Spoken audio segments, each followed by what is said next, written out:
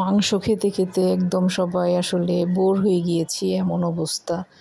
আজকে বেশ কিছু মাছের বাজার করা হয়েছে, যেহেতু অনেক দিন গরুর মাংস মুরগি এগুলা খাওয়া হচ্ছে টানা। এদিকে আবার হচ্ছে বেশ কিছু আম, কিছু ফল ফল মন্ডি থেকে বেশ কিছু বাজার করাও হয়েছে। আর এদিকে যে আমি আজকে আমার যেহেতু পছন্দের এই কচুটা অনেক দিন ধরে খাবো ভেবেছিলাম, সেটাও রেডি করে নিচ্ছি। আর এদিকে কাপড়টাও ভিজিয়ে দিচ্ছি। আমি আবার কাপড় ভিজাই ডেটল, গরম পানি আর হচ্ছে হুইল পাউডার দিয়ে। কে কে আমার মতো এইভাবে কাপড় ভিজান? যাই হোক, এই যে বেশ কিছু কাপড় চোপড় এভাবে করে ভিজিয়ে দিই সবসময়ই, কিন্তু ডেটল, গরম পানি কিংবা সাথে পাউডার দিয়ে।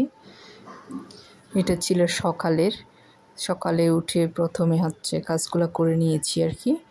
এই যে এটা ছিল কয়েকদিন আগের, এই যে কয়েকদিন বলতে গতকালকে রাত্রে, এটা গতকাল রাতের ছিল।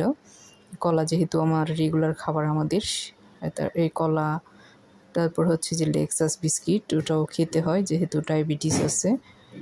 দেখা যায় যে অন্যান্য বিস্কিটের সাথে লেক্সাস বিস্কিটটাও রেগুলার থাকে। আর এদিকে হচ্ছে যে আটাটাও তো রেগুলার দেখা যায় রুটি পরোটার মধ্যে থাকতে হয়, যার কারণে আটা অনেক বেশি বেশি করে আনতে হয়। এটা হচ্ছে সেনা আটা, ওই আটাটা খুবই ভালো।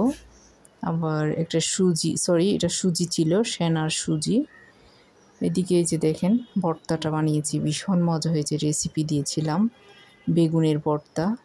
আর আমাদের এই যে বেডটাও চলে এসেছে, এটা নতুন বেড, যে আমাদের মেয়েদের রুমের যে বেডটা ছিঁড়ে গিয়েছিল আর কি, একটু নষ্ট হয়ে গিয়েছিল, ওটা নতুন করে বানিয়ে এনেছি। আর বানানোর পরে দেখেন অর্ধেক হয়ে যায়, আসলে এটাতে ব্যবহার করতে করতে সমান হয়ে যাবে। মানে এখন একটু নতুন থাকতে এভাবে কুচকানো থাকে, যেহেতু এভাবে প্রায় সময় দেখলাম যে আমি নতুন বেড আনার পর এরকমই হয়। যাই হোক, ঘরটর সকালবেলা উঠে প্রথমে হচ্ছে আমি ঘরটর পরিষ্কার করে সব ঝাড়ু টাড়ু দিয়ে একদম ক্লিন করে চাদর টাদর বিছিয়ে নিচ্ছি, সব কিছু গুছিয়ে নিচ্ছি প্রথমে, যেহেতু আমার হাজব্যান্ড কিছু বাজার সাজার করে আনবে, ওগুলো ক্লিন করতে হবে, যার কারণে আমি আর্লি সব কিছু গুছিয়ে নিচ্ছি আর কি। এমনই হয় আসলে, সব সময় এইরকমই, সব কিছু ভুরেই আমি স্টার্ট করে দিই কাজ, যে কোনো পরিষ্কার পরিচ্ছন্ন করার কাজগুলা। এদিকে যে এই রুম দিয়েও হেল্পিং হ্যান্ড বিছনাটা ঝেড়ে দিচ্ছে, আর আমি হচ্ছে ঘরটা ঝাড়ু দিয়ে নিচ্ছি। ঘর আমি ঝাড়ু দিই, ঘর বিছনা গুছাই কিংবা কাপড় চোপড় সব আমি গুছিয়ে নিই, ও শুধু এভাবে একটু ঝেড়ে টেড়ে দেয়। কারণ হচ্ছে হেল্পিং হ্যান্ডই, সে তার মতো করে কাজ করে, এগুলো আমার পছন্দ হয় না আর কি। যাই হোক, ঘরটর গুছিয়ে এখন হচ্ছে চলে গেলাম কাপড়গুলো একটু ভিজিয়ে দেওয়ার জন্য।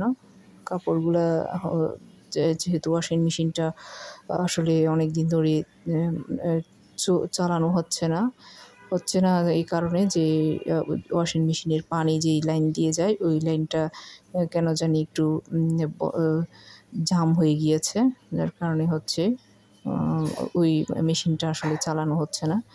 মেশিনটা যে অন্য কোথাও বসাবো এরকম কোনো স্পেসও পাচ্ছি না। যাই হোক, যার কারণে আপাতত এইভাবে করে, যেহেতু হেল্পিং হ্যান্ড আছে, ওকে দিয়ে ওয়াশ করে নিই আর কি কাপড়গুলা। এই যে সব কিছু করে ঘর টুয়ার সব গুছিয়ে আগে আমি কাপড়গুলোও এভাবে করে ভিজিয়ে দিচ্ছি। আর আমার কাপড় ভিজানোর সময় আমি প্রায় সময় চেষ্টা করি গরম পানির সাথে একটু ডেটল দেওয়ার জন্য, পাউডার দিয়ে এভাবে করে ভিজিয়ে রাখি, যেহেতু দেখা যায় যে অনেক ধুল বালি রেশ থাকে, আসলে ডেটল আর গরম পানি দিলে জীবাণুগুলোও মরে যায়, অ্যালার্জি থেকে মুক্ত পাওয়া যায়, আর কাপড় চোপড়ও পরিষ্কার হয় এই আর কি। এদিকে হচ্ছে আমি এই ফাঁকে হেল্পিং হ্যান্ড ঘর মুছতে আমি করলাম কি, এদিকে কচু এনেছিলাম যে সেদিন বাজার থেকে, কচুটাও কেটে রাখতেছি, কারণ এগুলা এভাবে রাখলে দেখলাম যে নষ্ট হয়ে যাবে। কেটে আমি হচ্ছে জুস টুস ফেলে কিছু ফ্রিজে রেখে দিব, কিছু রান্না করব, এই জন্য এই যে দুই রকম করে কেটে নিয়েছি, একটা মাংস দিয়ে, একটা মাছ অথবা শুটকি দিয়ে রান্না করার জন্য। এদিকে এই যে হেল্পিং হ্যান্ড ঘরটাও মুছে নিচ্ছে, তাকে বললাম তুমি ঘরটার মুছে নাও। আমার আসলে প্রতিদিন ঘর মুছতে হয়, কারণ হচ্ছে ঘর মোছা না থাকলে আমার আসলে নামাজ পড়তে ইচ্ছে করে না। মনে হয় যে পরিপূর্ণ পরিষ্কার কিংবা এরকম কেমন জানি লাগে, ভালো লাগে না আর কি নামাজ পড়তে বিশেষ করে। যার কারণে প্রতিদিন আমার ঘরটা মুছতেও হয়। আর এদিকে দেখেন আমার জানালার পাশের ভিউটা কি সুন্দর। এটা 11টার দিকে দেখুন কি সুন্দর ভিউটা, আকাশটা দেখুন কতটা সুন্দর লাগতেছে, সুবহানাল্লাহ।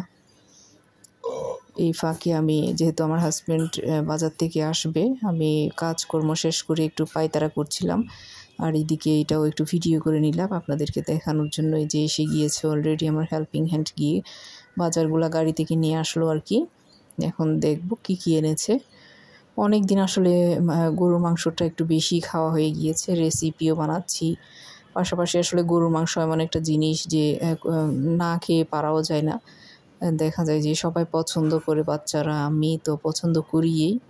আমার যদিও ডায়াবেটিস, প্রেশার সব আছে, তারপরে আসলে মাংসটা ভীষণ পছন্দ করি। আর এদিকে দেখেন রুই মাছের কত বড় ডিম হয়েছে, মাশাআল্লাহ। প্রায় সময় আসলে মাছের ডিম হয়, যেহেতু বড় মাছ কেনা হয় যার কারণে মাছের মধ্যে ডিম থাকে। এই যে বড় রুই মাছ নিয়েছে 2টা, আর হচ্ছে আজকে নিয়েছে তেলাপিয়া মাছ। তেলাপিয়া মাছ নিলে তো অনেক বেশি নেয়, সেই হিসাবে বেশ করে তেলাপিয়া মাছও নিয়েছিল। আর মাছের মধ্যে বিশাল একটা ডিম ছিল আর কি। এদিকে আমার মেজো মেয়ে বসে বসে, তার যেহেতু প্রায় 14 দিন বন্ধ, ইন্টার এক্সাম চলতেছে, 6টা হওয়ার পরে 14 দিন বন্ধ, আবার 14 দিন পর থেকেই শুরু হবে আরও 6টা। এই ফাঁকে সে তার বোরখাটা একটু বোতাম পড়ে গিয়েছিল, সেটা শিলাচ্ছে। আর আমার হাজব্যান্ড আবার চলে যাচ্ছে হচ্ছে ফলমন্ডিতে, কিছু ফল ফ্রুটস নিয়ে আসবে। এদিকে মাছগুলা একটু ক্লিন করে একদম পরিষ্কার পরিচ্ছন্ন করে ডিপ ফ্রিজে রেখে দিব, যেটা রান্না করব। এই যে অলরেডি চলে এসেছে ফলমন্ডি থেকে। আর হচ্ছে এই যে কী এনেছে সেটাও আপনাদের সাথে শেয়ার করতেছি। এনেছে আসলে আমের সিজনে আম আসলে এমন একটা জিনিস, আম তো অনেক বেশি মজার একটা জিনিস, আম খেতে সবারই ভালো লাগে। যাই হোক, এই যে আম নিয়েছি, আম এনেছে বেশ কিছু আম, বড় বড় আছে এই আমগুলা। ফলমন্ডি থেকে নিলে আসলে কিছুটা প্রাইস কম পাওয়া যায়, নর্মাল যে বাজার থেকে অনেক দাম কম থাকে, আর জিনিসটা ভালো থাকে দেখে শুনে, যেহেতু বেশি করে আনা হয় যার কারণে ফলমন্ডি থেকে সবসময় আনা হয় আর কি। যাই হোক, এখন সবগুলা বের করে নিচ্ছি।